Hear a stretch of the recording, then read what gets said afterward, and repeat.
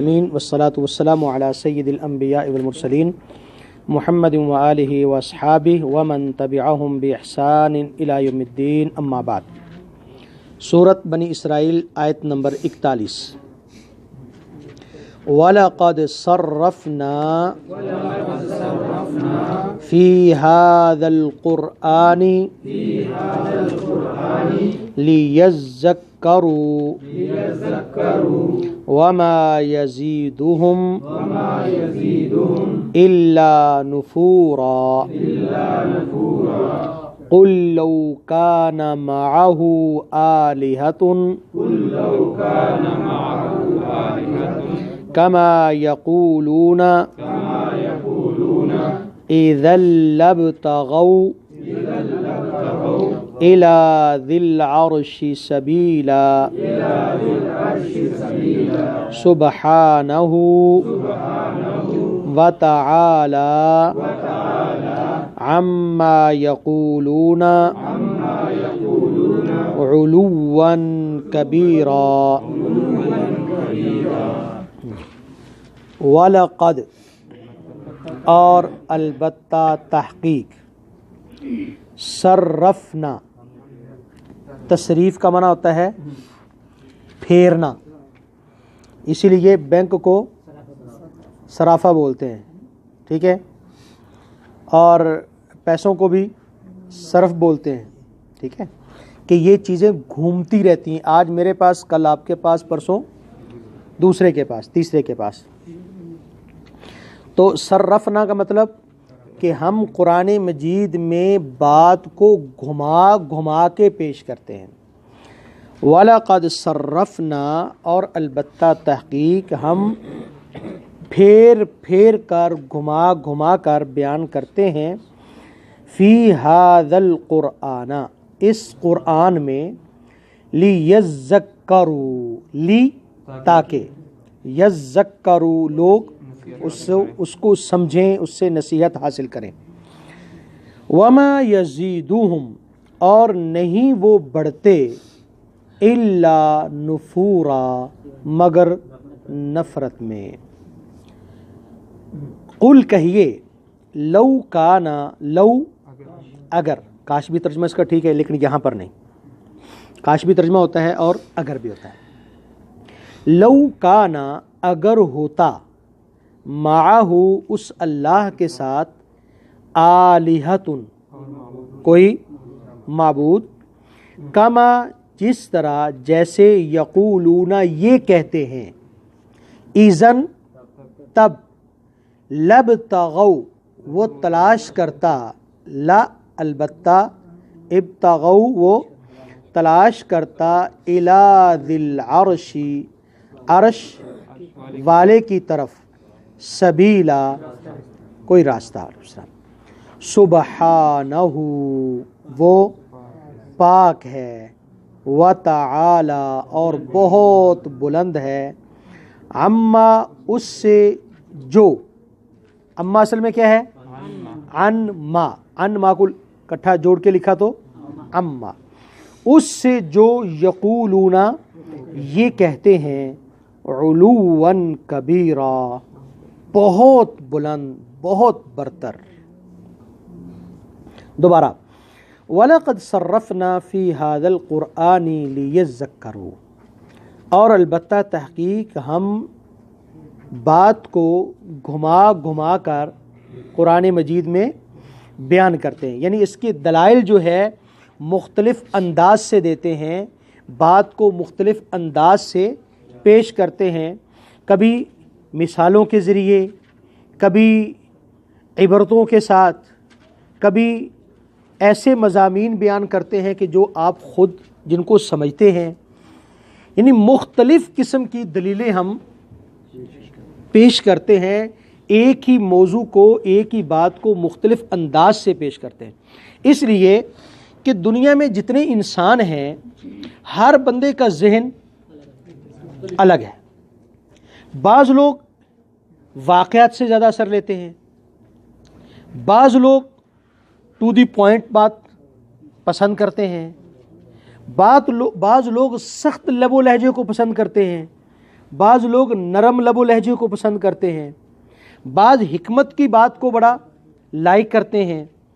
تو قرآن مجید ایک ہی بات کو سارے انداز سے بیان کرتا ہے کہ جس بندے کا جس طرح کا مائنڈ، جو بندہ جس انداز سے بات کو سمجھ سکتا ہے، یہ نہ کہے کہ مجھے بات سمجھ نہیں آئی، ایسا نہیں ہو سکتا۔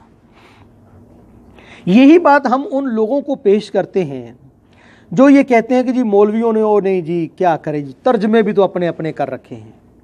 ہم کہتے ہیں نہیں، قرآن مجید میں یہ خوبی ہے کہ اگر کوئی شخص ترجمہ کرتے ہوئے اس میں ڈنڈی مارے گا، وہ آگے جا کے پکڑا جائے گا، آگے جا کے پکڑا جائے گا۔ دوسری جگہ پر بھی اس نے ڈنڈی مار لی، تیسری جگہ پر پکڑا جائے گا، تیسری جگہ پر بھی اگر اس نے کوئی ایسا کوئی 2 نمبر کام کر لیا، چوتھی جگہ پر بات کھل کے سامنے آ جائے گی۔ تو اس لیے قرآن مجید پڑھنے والے کے لیے ممکن نہیں ہے کہ اگر اس کا دل، اس کا مائنڈ صاف ہو تو وہ قرآن مجید پڑھنے کے باوجود صحیح راستہ نہ پا سکے، یہ ناممکن بات ہے۔ اسی لیے جب میں لوگوں کو قرآن مجید کا ترجمہ پڑھنے کی دعوت دیتا ہوں، میں کبھی ان کے لیے قرآن مجید کا ترجمہ خاص نہیں کرتا کہ آپ فلاں کا ترجمہ پڑھیں۔ میں کہتا ہوں جس کا مرضی پڑھو، جس کا مرضی پڑھو، ایک وقت آئے گا کہ آپ کو بات سمجھ میں آ جائے گی۔ ممکن نہیں ہے۔ مثال کے طور پر ایک مثال ہمارے ہاں ہے کہ قرآن مجید میں ایک جگہ پر نور کا لفظ آیا ہے۔ اب ہمارے کچھ بھائیوں نے اس سے مراد کیا لے لیا؟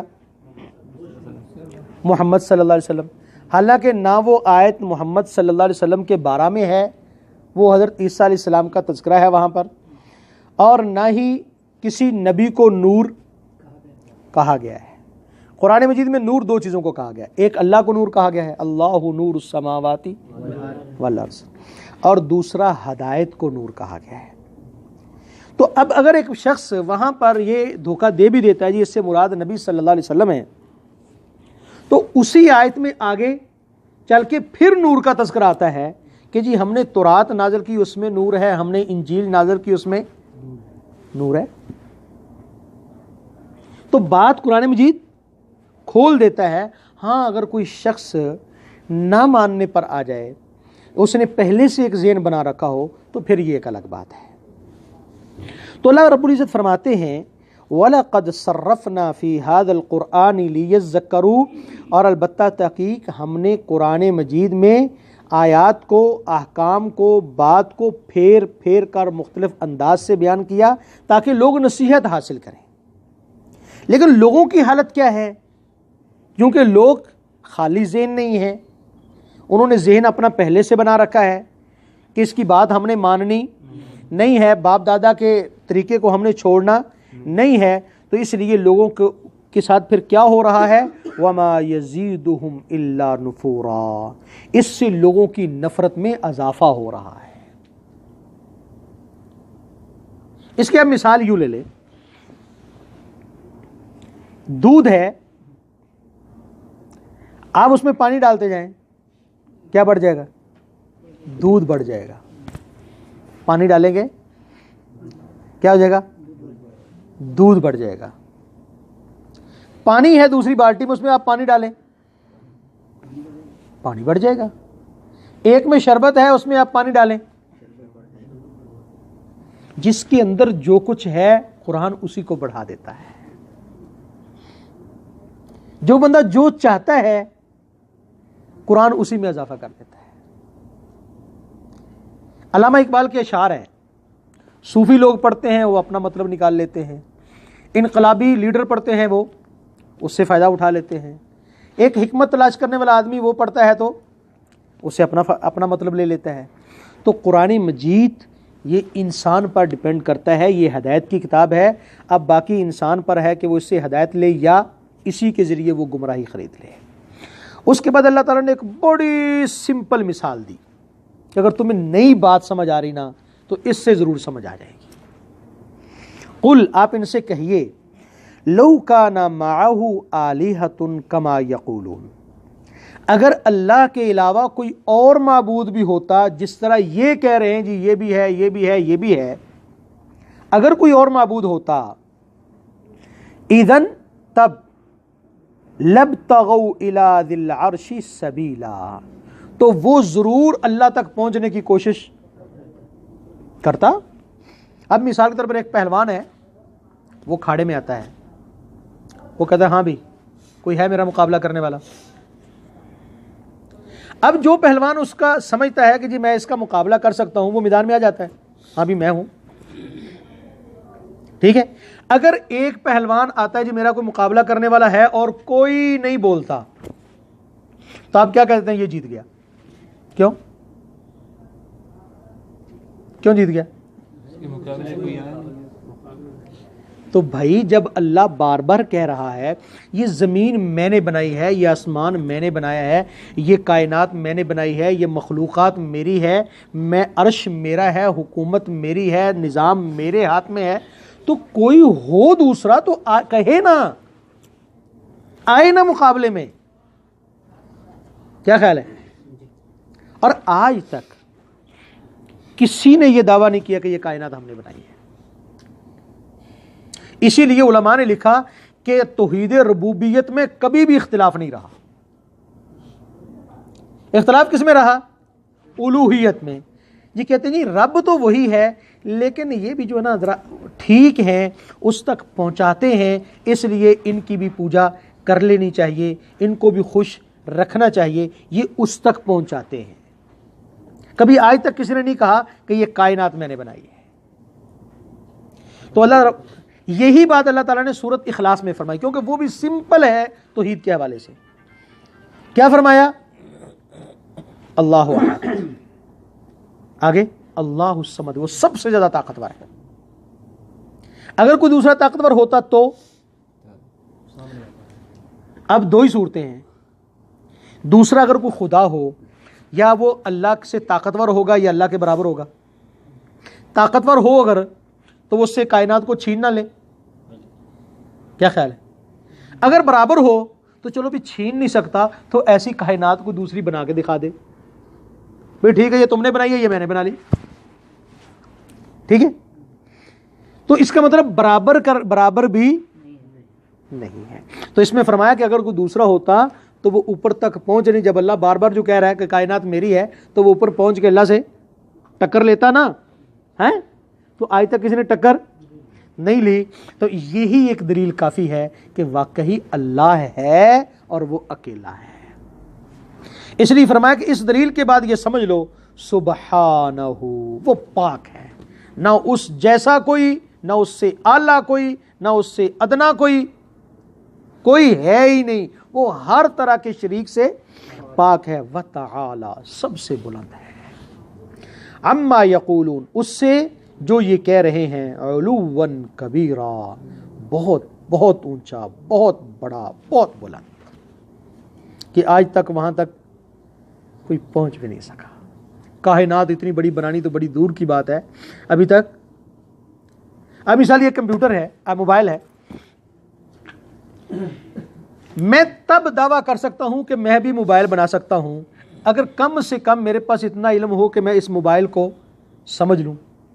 اگر میں اس کو کھولنا بھی نہیں جانتا، اس کے فنکشن سمجھ بھی نہیں سکتا، تو میں یہ دعویٰ کر سکتا ہوں کہ ایسا موبائل میں بھی ایجاد کر سکتا ہوں، یا کوئی میرا دعویٰ مانے گا؟